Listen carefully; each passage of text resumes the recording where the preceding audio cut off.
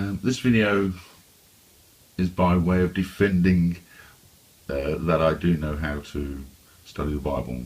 I've been accused that I can't read a dictionary, I don't know what I'm talking about, and a few other basic things. By way of qualification, I think I should say that between 1981 and 83, for those 3 years in fact, I was a student at a Bible college in Melbourne, a Wesleyan Bible college called Kingsley Bible College. I graduated there in 83 with a licentiate in theology. I've concluded halfway through my time there. The favoured version of the Bible there was the American Standard. There was a man called Dallas, an American man, a very upright man, square-jawed, tall, and spoke very authoritatively on the King James, and he was my first exposure to someone who stood firmly by only one version of the Bible. It was because of him I bought this. I bought my Thompson's chain reference from him. And from halfway through my years at that Bible college till now, I've been a firm believer that the King James Bible is perfect, and that there isn't any other version that could be called a version or a translation. This is the true and proper translation. I never thought I'd have to defend the King James, the wording in the King James, like I have done just recently, and especially, well, I still call him my friend Edward. And Edward's insisted that the word that you can see in front of you that's translated world in verse 6 of 2 Peter chapter 3 can equally say earth. Now that word earth has already been translated. It's already translated 3 times in this passage from the word gi. The word world, as in every other case in the New Testament, cosmos, is always translated world. You don't need to have lines of dictionaries. I don't even really need these tools that I've got about me, because I can stand assuredly that the wording in the King James is perfect and really can't just be interchanged at will, and especially to suit a teaching that is spurious. And this is my pure Cambridge edition, beautiful Bible. Just go to a concordance. You can see the word here. Let's see if I can refocus this. You can see the word translated earth from the word ye is about 180 times in the New Testament,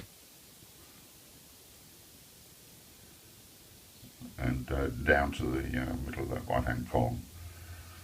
In every instance, a word is translated earth, and to check out the other word, world, which we are told by Ed can mean, now let's get to the New Testament.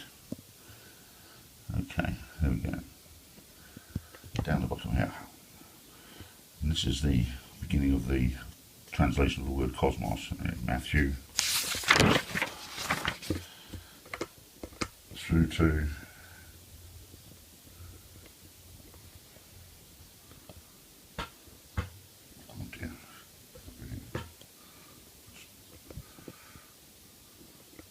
Revelation.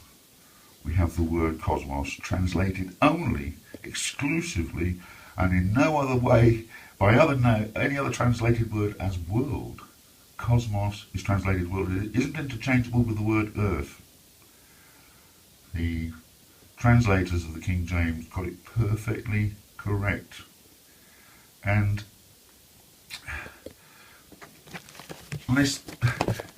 I don't, once again, believe that I need Bibles to tell me, dictionaries. I mean, I've checked even against some old Bibles. This is a 1634. Just to check out even things like the punctuation, they're exactly the same. They're perfectly and exactly the same. There isn't any difference. Now, that's a 34. There's a 1612.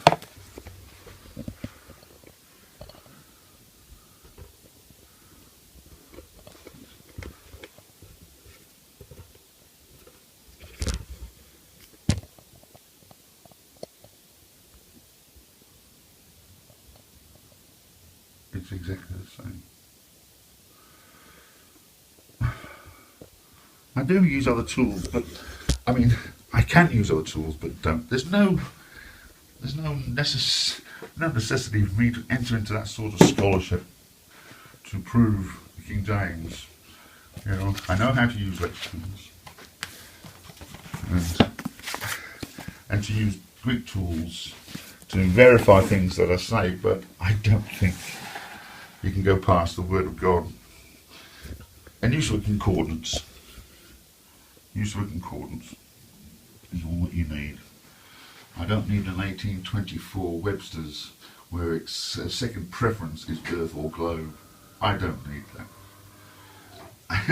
But I can confer that all of the dictionaries, all the major dictionaries, the Oxford English, the Cambridge, the Collins, they all use the word world in the same way the King James does. It is an inference that we're talking about a world of people, civilizations, order, where there's people. And you can't take that word out of the Bible and replace it with earth, so that you can imagine that it's actually talking about three separate earths, which goes along with this ridiculous gap theory. I don't need dictionaries, Ed. Okay, there's plenty of tools here just in the Bible itself, conferring one word with another, how it's translated. And it's never ever translated like you insist it can be translated. Just to let you know that I have a real passion for the Word of God. There's a 1666 complete printing of the King James Bible, the Apocrypha, stuck there in the middle. And I mean, these are just magnificent. And this is why I keep looking at these, is that they're perfect one with another. This was a later edition to this. This is 1666. Later editions of this were well known as the American Traveller's Bible because it was such a compact edition. It's a beautiful original leather-bound 1666 Bible.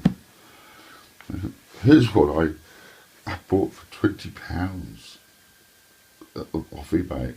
Remarkable, really remarkable. It's a copy. It's a Cambridge printing of the New Testament, and 1792. Let's have a look at that date. Somebody might be able to confer that. Let's have a look.